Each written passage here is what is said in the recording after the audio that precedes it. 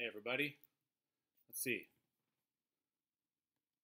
Coffee with Will in the afternoon, and I'm using this new streaming software. I am not sure if it's all going out, so give me a few minutes here. I'm at the piano. I just wanted to share with you very succinctly something that's really working for me. It's saying warning. Let's look over here and see if I'm live.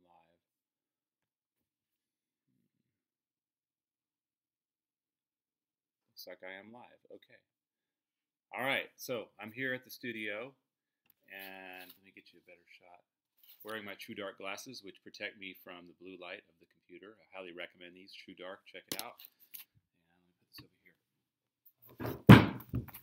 Just dropping things left and right. Oh, let me close that back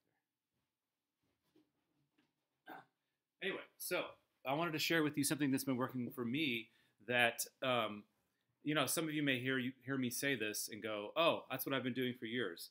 So it sometimes takes me a long time to learn things. In my case, decades. And people have been telling me this for probably decades, and I've said things like, "Oh, my brain doesn't work that way. I have to do it the other way, the hard way, like staying up all night or stressing out about it until it's just the last minute, and then I just get it done." Whether it's a creative project or something that I really need done. So the idea that I heard this on the Minimalist podcast, they were talking about how to form new habits, how to rewire the brain. And instead of thinking of the project as a whole, to think of it as little teeny bits that you do rather than this overwhelming thing. So one of the things they said is if you're a writer, is to commit to this baby step of waking up every morning and writing just one sentence. And some days most days you might just write one sentence and then be done. And other days you might write that one sentence and it leads to a whole paragraph or several paragraphs or several pages.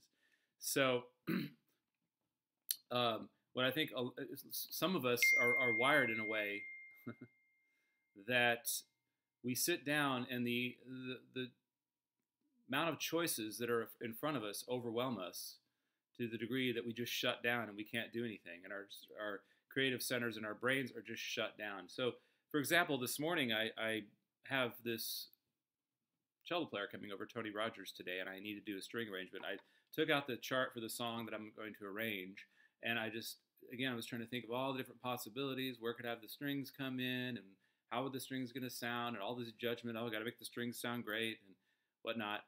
And I was very overwhelmed, and I thought, oh, I should just go take a walk. I'll come back and try it again. So what I did was I came back and I just started. So the other thing is just start. Write one measure, write two measures, and then go from there. When you're focused in on a little small detail, then you kind of get caught up in the excitement of the moment and creating something, and that leads to the next measure and the next measure, and then you're going. So that whole phrase, just do it, which Nike says, it's so true. Just write one sentence, just write one measure. Start from there, and then you have some context, and then you can see the greater picture much easier. So I had this really working for me over the last 2 months. It's been quite amazing. I'll write one measure, I'll write one chord. The day before yesterday, I sat down at the piano, and I was just waiting for Karen to get ready to go, and I sat down and I was like, hey, I'm going to just play around with the melody here. So I sat down and I went, we're working on a Celtic album. I thought, why don't I try to write a Celtic tune that we can play rather than playing a traditional tune? Why don't we make something up that's ours? So I just played that. That's all I played. I thought that sounds very Celtic. What can I do with that? So after Karen had finished her shower, she came out and said, I have one measure, and I believe that one measure. When you have that one measure idea, you can expand that into an entire piece. So I actually, while she was getting dressed, I finished it. And I actually came up with 4 different melodic ideas, which then were expanded into the whole piece, which now we've recorded, and now I'm going to be doing strings behind that piece. And it all started with one measure. So the whole point of this video is just do it, write one sentence, take one walk around the block, and commit to doing that every day. Commit to making a habit. And then your brain starts to get excited about the creative process. And it creates its own momentum, its own inertia. So in any case, that's what I wanted to share with you. It's working for me, and I think it can work for you too. I would love to hear how many of you out there have any sort of rituals or habits like this that were formed from starting a simple, being distracted now by texts. Anyway, how many of you have deep habits that were formed this way just by taking a baby step? It's really working. It's exciting. I mean, I used to sit down and I would be flooded by, okay, you've got to make something great. You've got to make something that's so new and different and far out and amazing. And I would start from that place and wouldn't have anything to say. When you have that filter of judgment and that filter of, oh, it's got to be great. Oh, it's got to be great. You know, the new approach is let's just make something that's pleasing. Let's write a melody. And then when I'm in that process, there's an extra step here. If you're a creative person, when I was writing that first measure, I decided do not go into your judgmental brain. Don't even judge it. Just let's see where the melody wants to go, as if almost I were picking the melody out of the sky. Let's see where my ears want to go, and later on I can judge it and change the notes and sculpt it. Kind of like a sculptor takes, you know, that raw rock and is sculpting away. So I can make the raw melody and come back, and I can totally scrap it and throw it away, or I could keep chipping it away and see if I can even make it better. But the idea is to get that initial inspiration of excitement that has nothing to do with judgment. It's just, let's just make a melody. Right, Mom? Let's just make a melody. And if you only can come up with one measure, let's say even just a half measure, stop there. The second your brain starts saying, oh, that's not good enough, oh, I don't really like where that goes, then stop. Stop, put it aside, write it a little bit, put it into a voice recorder, come back to it later and see if your brain can go off from there. There's a book that I highly recommend for this kind of thinking. It's called Effortless Mastery. And Kenny Werner talks about getting into the space with your instrument. And he has a whole process where you just sit at the piano. The minute you have a thought of, I want to make something or I want to do something, you take your hands off the piano. Because the idea is, eventually, you want to be watching your hands just sort of do what they do.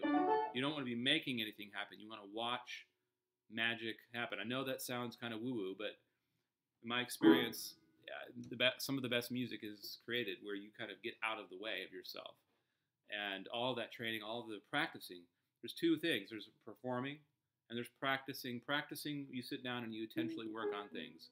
Then when you perform, you put aside that intentional push, that intentional, I've got to make this happen. This has got to be great. And you just let it come out of yourself. So there's my Coffee with Will at 1:55 p.m. I just had to get that out. I hope you share these ideas. I hope you make a comment so that, you know, maybe there's parts of this that you have your own personal take on. I would love to hear that. And if you want to check out the album that we're working on, it's called A Sailor Returns to the Sea with Karen Mall at Will Taylor. You can go to karenandwillmusic.com, click on the Learn More link, and you'll get 5 days of our music, and you'll be sure to be signed up. When we release the album, you'll know about it. In the next probably 4 to 6 weeks, we'll be releasing it. Celtic music, original Celtic music with strings, guitar, upright bass, amazing heartfelt vocals from Karen Mall, and you sure want to be on the list. I know you want to be on the list. You're going to do that right now, right? You're going to go to the list at karenandwillmusic.com, sign up, and you'll get 5 days of our music, stuff we've already recorded that I think you'll love. And by the time our new record comes out, you'll just be waiting for that music, that new music, to grace your ears for the years to come. So that's all I'm asking. I'm not asking for any support other than just get on our email list. And if you enjoyed what you heard, share it. Share it with others. And we'll see you on the other side. So thanks for watching. Now I'm going to figure out how to stop this. Let's see if it stops. Are we still on live here? Oh, looks like somebody already shared the video. Thank you. Yeah, you know, other thing is this watch party thing. I haven't tried that. Has anybody done the watch party and had success with that? I'm curious. Okay, so to review before I sign off, just do it. Write one sentence. Commit to a practice of 5 minutes of meditation in the morning. These are some of the things that I do. Commit to a practice of saying gratitudes in the morning and the evening. Just simple things. Those are the things you can do in our complex world. And if they take root, then you can do more in-depth, more amazing, more time-consuming things that come out of those roots, right? So just do it. You'd be amazed at what you can create for yourself, amazed at how you can help others through that as well. Talk to you later.